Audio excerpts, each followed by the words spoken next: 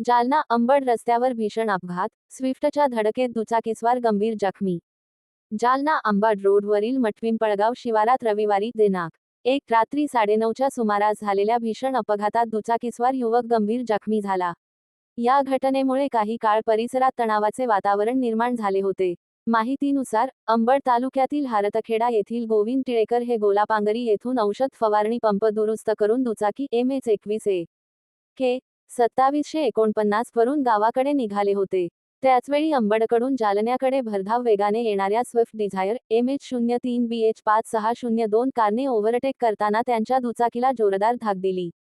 या धडकेत टिळेकर सुमारे 20 ते 25 फूट दूर फेकले गेले व गंभीर जखमी झाले. धडकेचा मोठा आवाज ऐकून मठपिंपळगाव मत्स्योदरी विद्यालयात व्हॉलीबॉल खेळणाऱ्या स्थानिक युवकांनी तात्काळ घटनास्थळी धाव घेतली. अंधारामुळे सुरुवातीला जखमी युवक दिसून आला नाही, मात्र शोध घेतल्यावर तो रस्त्याच्या कडेला पडलेला आढळला. स्थानिकांनी तातडीने खासगी वाहनातून जखमीस उपचारासाठी जालना येथे हलविले. अपघातानंतर रस्त्याच्या दोन्ही बाजूंनी मोठ्या प्रमाणात नागरिकांची गर्दी झाली होती. पुढील तपास संबंधित पोलीस करीत आहेत.